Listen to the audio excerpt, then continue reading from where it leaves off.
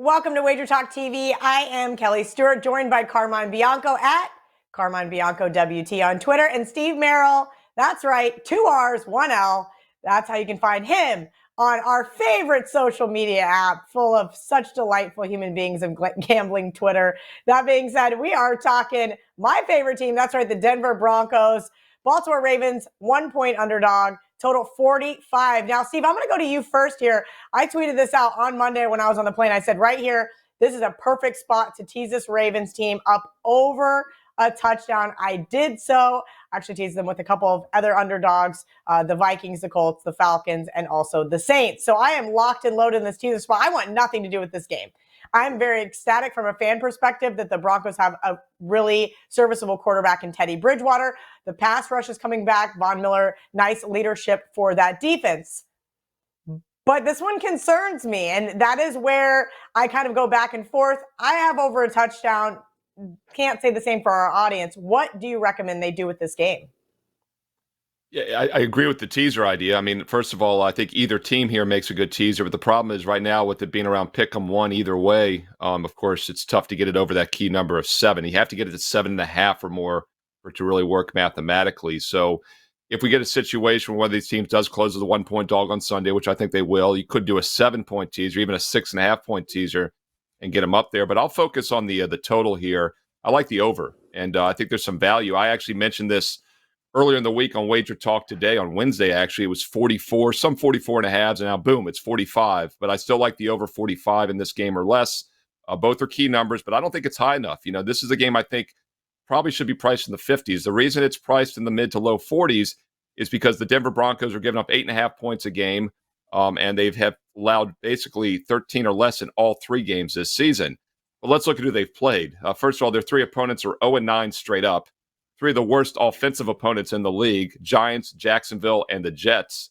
So we can't read too much into that. Now, I know that the Broncos can only play and beat who's on their schedule, and they have looked good doing so, but this is one of the weakest 3-game schedules we'll see in recent NFL history. So it is a huge step up in class for the Ravens.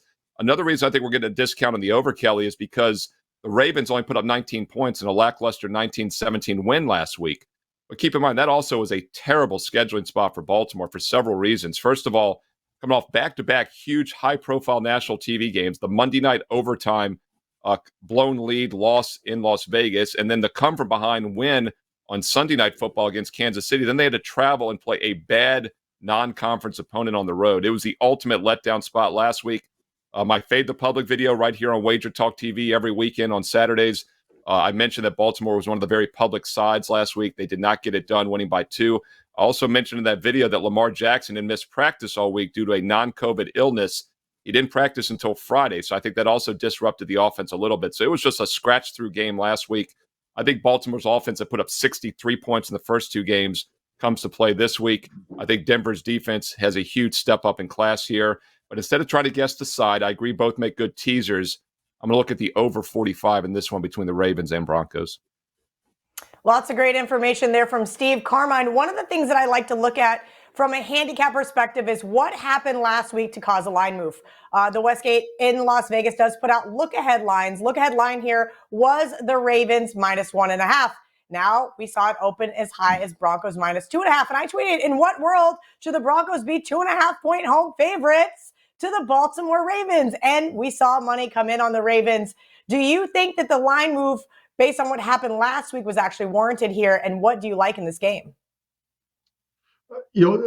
Steve mentioned, the fact that obviously they've had 3 easy games, the Broncos. But listen, you can at 26 points allowed, you can only play who they put in front of you. And a lot of bad teams have scored points, but they've only allowed 26 points. This is a different Denver team, as you know, Kelly, and it starts with Teddy Bridgewater. He's doing what needs to be done for this team, and not putting them in a position where he's turning over the ball. Last week, 19 of 25, 235 yards. Not huge stats for a quarterback, but he didn't put them. It's sort of in a defensive peril. They're good defensively right now. They're playing well and getting back to the whole Bridgewater at QB.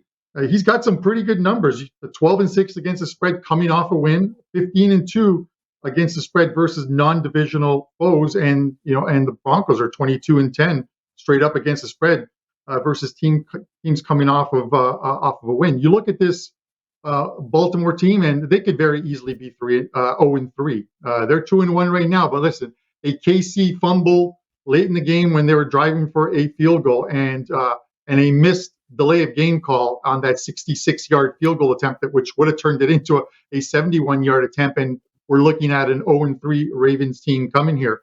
I get what Steve said about the QB. I think that non-COVID injury was the backflip he did getting into the end zone and injuring himself.